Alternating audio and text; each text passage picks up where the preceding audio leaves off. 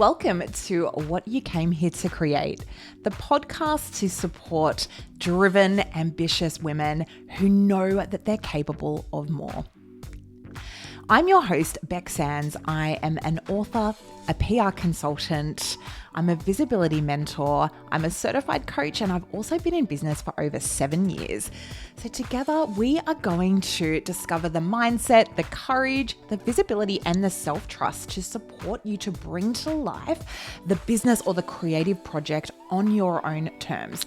But most importantly, this is a really safe space that you can come back to feel more grounded, because this work can feel so deeply dysregulating, but it doesn't have to. So let's take a deep breath and together, let's trust ourselves and get ready to do the work that we came here to create.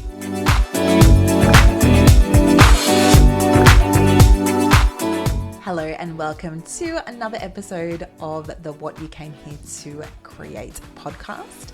It is lovely to be here with you today, and I am really happy that you're joining me for this topic, which is understanding yourself and overcoming setbacks. Now, I've been in business for 7 years. For myself, I had a career for 12 years before that, and I have experienced my fair share of rejection, of setbacks, of failures, of disappointments. And I know exactly how discouraging it can be. I know how stressy it can be when you are like relying on your business to support you and you feel like something happens that doesn't necessarily support you and you can really start to spiral quickly. And so I think this is the number one lesson, if there's anything that I share in my book, What You Came Here to Create, and on this podcast. But this number one lesson is that you are in control of your mindset. And even though you can't control what happens, having that leadership mindset and being the CEO of yourself and your reactions and your behaviors and how you decide and choose to respond to things that happen, to situations that are outside of your control, and also how you create positive habits that you can control, so that it can set you up to deal with setbacks and rejection when it inevitably happens. And I've heard so many entrepreneurs talk about the fact that they even welcome rejection because it is absolutely essential on the path to success. And I know that, I've heard it before, but failure really is just part of the path to success. It's just that success is a little bit further along. And I don't know who said that initially, but I wish I did know and I could call them out. But that really has been true for me. Certainly, I feel like if you just don't give up and if you just keep going, then you will achieve your goals. You will get there. But you do need to experience setbacks and you need to develop that resilience for yourself. And it's up to you how quickly or slowly you go. I know that for myself, I'm not always in a position to feel like I'm willing to take on like a huge amount of risk. And so when I'm not feeling like that, I'm like, okay, I'm not going to necessarily launch that thing now. So let's say that you're going through like a health challenge or something else like that.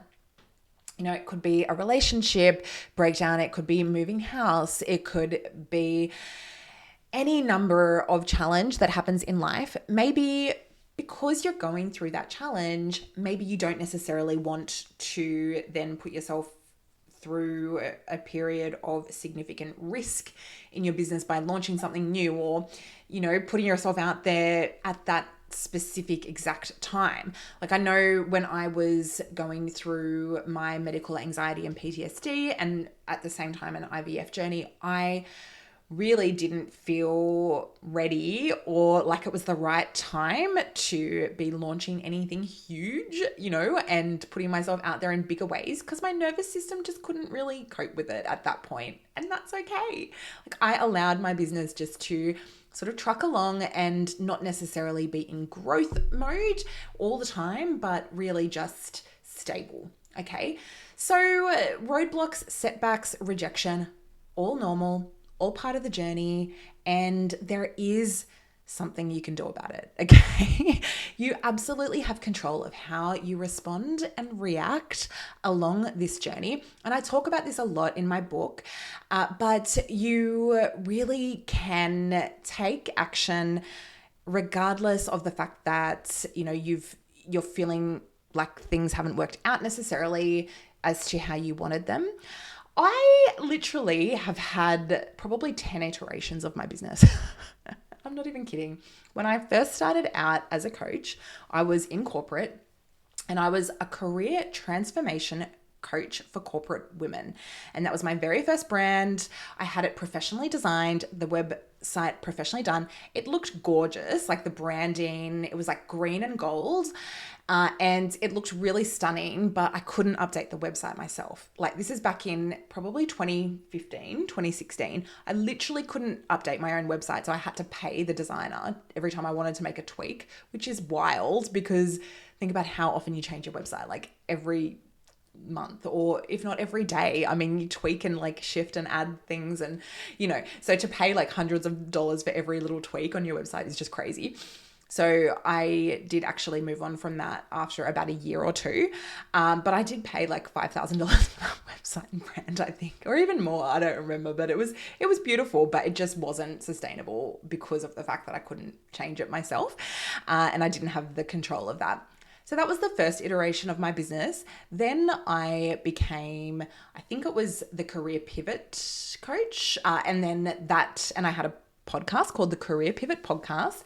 And you can see that I was really super into career coaching. It was my very first transition out of corporate. And I think a lot of corporate women do that, regardless of the industries that they're in. They feel the call to change careers.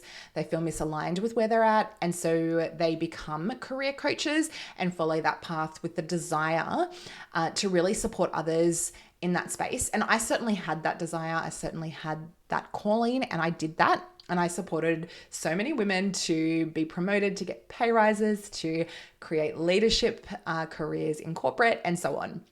And it wasn't that I failed. It was that I felt like my business evolved, and along the way, of course, I had rejections from potential clients. I would have, people not show up to discovery calls. I would have people consider my offer and then say, no, I want to work with another coach. Like, these things happen when you're in business, when you're putting yourself out there. It's just part of the journey. And sometimes it can feel so debilitating. And I know this has been true for some of my clients. It can feel so debilitating that you actually just don't even want to move forward, and you allow it to stop you, and you allow it to really hold you back. So there's a difference between not moving forward and not putting yourself out there and risking things because you don't feel like you want to, or you're in a place to in your life at that point. There's a difference between that and kind of like allowing external factors to prevent you from moving forward. And I think if you're allowing external factors beyond yourself and, your perception of rejection and setbacks to prevent you from moving forward, then I think that's really tough to overcome in business, because you do need to move forward regardless, and you do need to continue to put your work out there. And I think in any creative field that you're pursuing, you do need to be able to develop that resilience and the ability to move forward regardless of those setbacks and regardless of that rejection. And so there's some specific ways that you can move through rejection. I feel like I wrote down a whole process when I was rejected once and it stung. And I was like, what do I do now? Like, I want to write down this process. I'm like, how can I help myself, help get myself out of this feeling And what I did was, I'm paraphrasing, but it is in my book, if you pre-order my book. But the process of moving through the rejection was literally something like, it was like, okay, feel the feelings, allow myself to feel it. Like, I'm upset. Of course I am. Like, someone said no. I put my heart and soul into that offer. I had a call with them, or, I presented something to them and then they're saying no and it feels like a personal rejection. Okay. So I feel shitty about that. Fine. Allow myself to feel that emotion. Tell myself it's okay, validate, because that's often what we want to hear. Like, we want ourselves to be validated and our feelings to be validated. And when we suppress those, we're kind of suppressing our own voices and our own needs. And it doesn't, like, that can really prevent us from moving forward until we look at that. And then so once you've felt it, then it's like, okay, maybe I'll take a break, do something else, get into a positive mindset, shift the energy in some way. And then once you've done that, it's like, what are the actions that I'm going to take moving forward? Okay, cool. So I'm going to reach out to another 5 people, or do I need to tweak and shift this offer? And we do this all the time with PR pitching. There's no guarantee of media coverage, but we'll tweak the pitch if it doesn't work. If journalists don't want to run the story, then we'll tweak it and we'll go, okay, cool. They don't want that avenue. What about if we tackle it from this angle? But I think it's when it's our own work, we take it a bit more personally, right? So it's about stepping back and distancing yourself from that failure or perceived failure or rejection and going, okay, cool. How can I move forward and in a way that is really rational and is looking at the problem at hand and not just going, oh, just nothing's going to work, And I think if you're in a position where you're doing or using all or nothing language, then that's a big sign that you're sensationalizing, and you do need to come back to yourself and come back to being grounded and doing something that comes back to being grounded so that you can continue to move forward.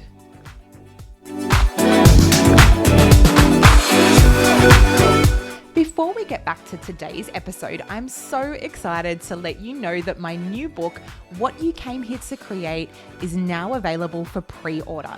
If you have ever felt called to create something meaningful, like a business, a book, a career change, a creative project, but you found yourself held back by things like fear, self-doubt, and perfectionism, then this book is for you. And if you pre-order before the 15th of September 2026, then you will get access to my Visible Unicorn Challenge as a special gift, where I will support you and guide you through the mindset, the self-trust, and the visibility practices to support you to put your work out into the world with confidence and feeling more grounded than ever. So pre-order now via the link in the show notes and at cameheretocreate.com.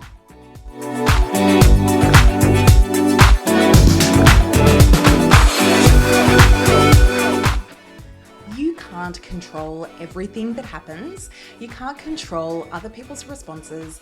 You can't control every setback, every rejection, every challenge, every obstacle that comes your way.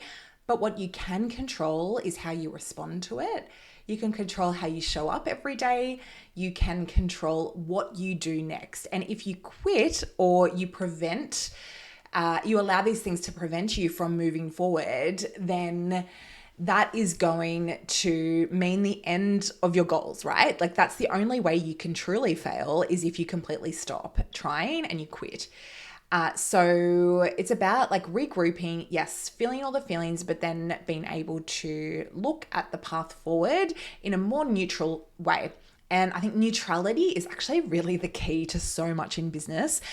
Yes, having that leadership mindset, but then trying to really come back to a neutral place and not allowing emotions to drive your day-to-day decisions, not allow emotions to drive what you do or do not do in business, but rather to look at it rationally, and also to allow yourself to be guided by a bit of intuition and what you enjoy doing and what you like doing, what you don't like doing. But it is also really, very useful to go, okay, what would the best thing to do in business be next? Like what should I do that is going to move my business forward? Is it going to be useful and helpful for me just to throw up my hands and go, like, I was rejected, it's not working, nothing's ever going to work? No, not so useful. Okay. What would be useful then? And absolutely get support if you need it. Sometimes we can't see our own stuff. Sometimes we can't see a path through because we're too close to it. And that's where a coach or a mentor or even a friend can hopefully support you to be able to move through these setbacks and these challenges that we will all inevitably face in business. That's all I've got for you today. Know that you've got this, and I'm here if you ever need me. So please feel free to reach out, and I can't wait to see you in the next episode.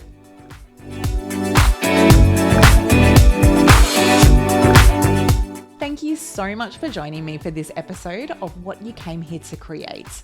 If something in this episode resonated with you, I would love it if you would share it with a friend or share it on social media, and make sure that you tag me so that we can get this into the ears of more women who may need to hear this message. And before you go, just remember this: you don't need to have everything figured out before you begin. As you take the action, the clarity will come to you. So trust yourself and take the next step, and keep an eye out for the next episode of What You Came Here to Create.